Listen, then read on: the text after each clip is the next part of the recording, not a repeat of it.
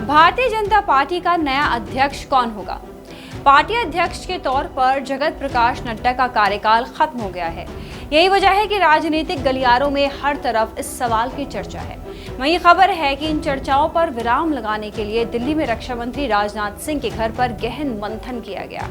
इस बैठक में जेपी नड्डा, अमित शाह, राजनाथ सिंह शामिल हुए। वहीं आरएसएस से दत्तात्रेय होसबले और अरुण कुमार भी बैठक में मौजूद रहे। वहीं बीजेपी अध्यक्ष के उम्मीदवार का नाम फाइनल करने में हो रही देरी को लेकर कहा जा रहा है कि किसी एक नाम पर बीजेपी और संघ में सहमति नहीं बन पा रही है, इसलिए अभी अध्यक्ष पद का चुनाव अधर में लटका है। इसलिए कहा जा रहा है कि अभी बीजेपी के राष्ट्रीय अध्यक्ष जेपी नड्डा ही बने रह सकते हैं।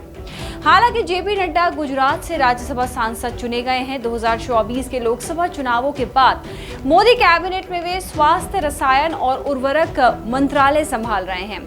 ऐसे में बस कुछ महीनों के लिए जेपी नड्डा ये जिम्मेदारी संभाल सकते हैं।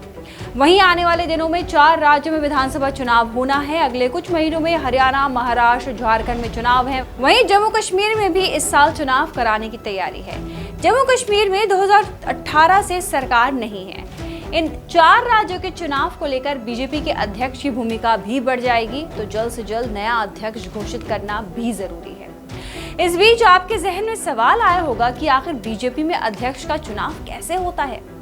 तो आपको बता दें, कैसे चुना जाता है बीजेपी का अध्यक्ष। पार्टी के संविधान के तहत बीजेपी का राष्ट्रीय अध्यक्ष चुना जाता है। पार्टी का निर्वाचक मंडल अध्यक्ष का चुनाव करता है। निर्वाचक मंडल में राष्ट्रीय और प्रदेश परिषद के सदस्य रहते हैं। राष्ट्रीय कार्यकारिणी के कम से कम 20 सदस्य नाम का प्रस्ताव रखते हैं, तब जाकर अध्यक्ष चुना जाता है। अब फिर लौटते हैं बीजेपी की 5 घंटे चली मैराथन बैठक पर, जिसमें नए अध्यक्ष को लेकर मंथन हुआ।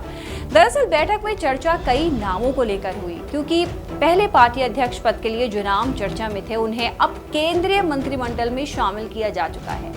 एमपी के पूर्व मुख्यमंत्री शिवराज सिंह चौहान, हरियाणा के पूर्व मुख्यमंत्री मनोहर लाल, केंद्रीय मंत्री धर्मेंद्र प्रधान और भूपेंद्र यादव जैसे नेताओं के नाम की चर्चा चल ही रही थी।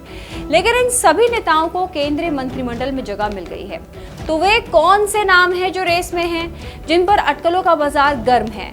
कहा जा रहा है कि पार्टी राष्ट्रीय अध्यक्ष के लिए जमीनी नेता की तलाश कर रही है। महाराष्ट्र के उप मुख्यमंत्री देवेंद्र फडणवीस और यूपी के उप मुख्यमंत्री केशव प्रसाद मौर्य का नाम भी अध्यक्ष पद के लिए तेजी से चल रहा है, लेकिन कहा कुछ भी नहीं गया है। माना जा रहा है कि बीजेपी का अगला अध्यक्ष कोई महिला या फिर ओबीसी समाज से भी हो सकता है। अभी तक बीजेपी ने किसी महिला को अध्यक्ष नहीं बनाया है। हाल ही में प्रधानमंत्री नरेंद्र मोदी ने महाराष्ट्र के उप मुख्यमंत्री देवेंद्र फडणवीस से मुलाकात की थी, जिसके बाद उनके नाम की चर्चा और तेज हो गई थी।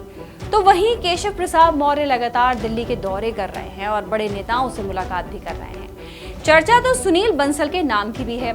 सुनील बंसल जब यूपी के प्रभारी थे तब उनके नाम की काफी चर्चा हुई। यूपी के बाद बंसल को पश्चिम बंगाल, ओडिशा, तेलंगाना का प्रभारी बनाया गया। लोकसभा चुनाव के दौरान बंसल ने देश भर में कॉल सेंटरों को भी संभाला, फीडबैक कलेक्ट किया और ग्राउंड लेवल पर पार्टी कार्यकर्ताओं का उत्साह बढ़ाया। बंसल ने भाजपा के शीर्ष नेतृत्व का विश्वास जीता और पार्टी मामलों को सावधानी पूर्वक संभालने का हुनर उनके पास है, ये दिखाया। वहीं चर्चा इस बात की भी है कि यूपी जहां पार्टी का प्रदर्शन ठीक नहीं है, वहीं वहां से किसी को पार्टी की कमान मिल सकती है। दरअसल लोकसभा चुनाव में पार्टी का प्रदर्शन उम्मीद के मुताबिक नहीं था। ऐसे में नए अध्यक्ष की नियुक्ति में संघ की रजामंदी भी मायने रखती है। सभी नामों पर पार्टी और संघ मिलकर विचार कर रहे हैं। आधिकारिक तौर पर अभी तक कोई जानकारी नहीं शेयर की गई है। दरअसल इन सब अटकलों के बीच एक सच्चाई ये भी है कि हो सकता है कि आरएसएस का पलड़ा काफी भारी रहे, क्योंकि लोकसभा चुनाव में बीजेपी की 240 सीटों पर सिमटने के पीछे संगठन की कमजोरी सबसे बड़ी वजहों में से एक रही। इसलिए इस बार आरएसएस संगठन के स्तर पर किसी तरह की हीला हवाली नहीं चाहेगा। वहीं राजनीति के जानकार कहते हैं कि इसका कतई मतलब नहीं है कि पीएम मोदी की पसंद का ध्यान नहीं रखा जाएगा और किसी ऐसे चेहरे को संगठन की कमान सौंप दी जाएगी जो मोदी के फेवरेट ना हो।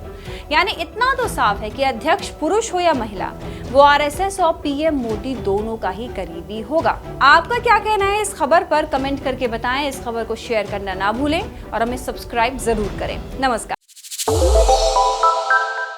श्रेष्ठ उत्तराखंड पर खबरों से जुड़े रहने के लिए चैनल को सब्सक्राइब और लाइक करें, बेल आइकन दबाएं और देखते रहें श्रेष्ठ उत्तराखंड।